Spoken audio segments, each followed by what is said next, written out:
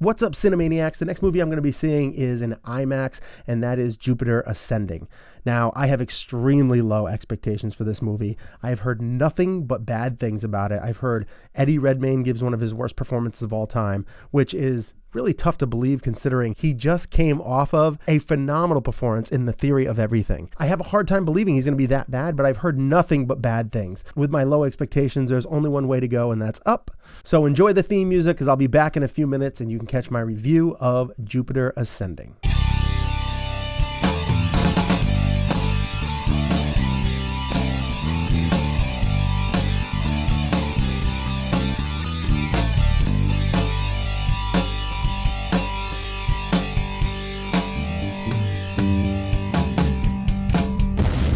What's up, everybody? I'm back from seeing Jupiter Ascending, and it is freaking late.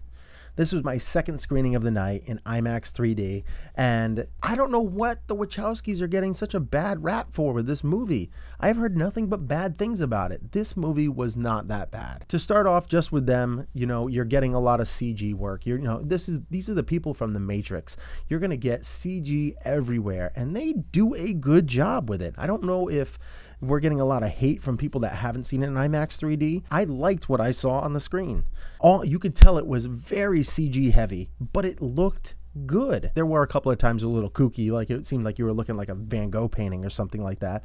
But for the most part, all the CG work was good. I mean, there was another couple of times where you got like this killer croc lizard man or something along those lines. They could have been handled a lot better. But other than that, the CG work in it was very, very good, and you can tell that they took their time on it. And then you had the lead characters in the movie. You had Channing Tatum, who plays kind of the bodyguard to Mila Kunis's character. She plays a character in this movie that is the bee's knees. When you see this, you'll get that reference. But her character has no idea. I don't think Mila Kunis herself was bad in the movie. She just wasn't good. It was just an okay performance. I don't know if that's how she was written, how she was directed. Her performance was a little weak. Me and my brother were talking about it, and he basically said usually actors really like when they get in the action scenes because it's just reactionary. It didn't really seem to work with her style. And the biggest complaint that you're getting from this movie is Eddie Redmayne's character. People are saying that he goes from this Oscar elite level down to the bottom of the barrel like Razzie Award, which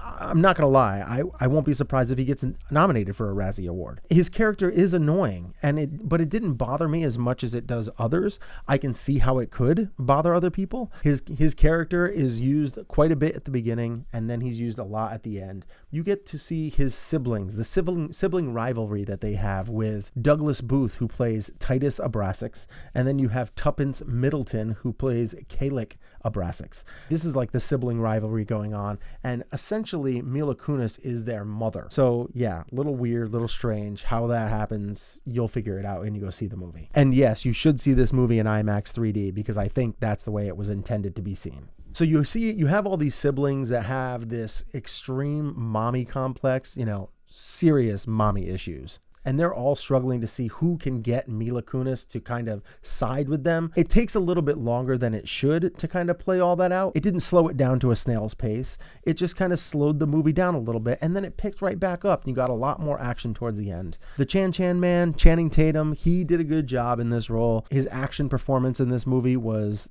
as you'd expect. Of course, he had to have a couple of fighting moves that looked like dance moves, because he's the Chan man. And then you have actors like Sean Bean, who in this movie, once again, did a very good job. And I would have to say, overall, I don't know how it would play out in a regular screen. I really don't. It could look like crap. I don't know. In IMAX 3D, I can say that it is well worth the purchase. Throw some popcorn in your face, maybe eat some Starburst Minis. Those are the best candy ever.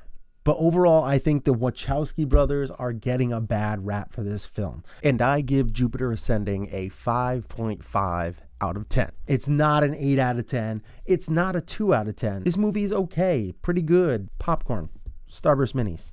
Did you enjoy this review? Well, let me know what you think in the comment section below. And don't forget to click that subscriber button, because as soon as we get to 100 subscribers, I'm going to give away a free digital download of a movie that came out around that time that I think is a good movie. I'm going to give out one of those movies for free to a lucky subscriber. Don't forget, you can also check us out on Facebook.com/TheCinebros. You can also check me out on Twitter @TheCinebros and Instagram at The Cinebros. So in the meantime, I hope you enjoyed this review, and I will see you guys again soon.